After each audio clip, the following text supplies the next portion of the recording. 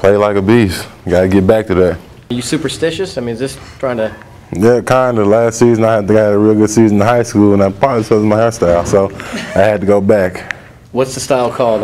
Mohawk. It's not a true mohawk, though. You left some on the side, so, but... You see, you trying to set me up to look like a fool. No. I'm old. I'm old trying to guy. make me The go mohawk bald, straight up down the middle. It looks good. I'm with you. Well, this is the new fashion, the new style Mohawk. Okay, I ain't going bald on the So side. what you're telling me is to get with the times. My bad. Something like that. We won't say it's that bad. Yeah, day like today is the one we pray for. One that we can just relax, get treatment on our body, and make sure that we feel better for our next game.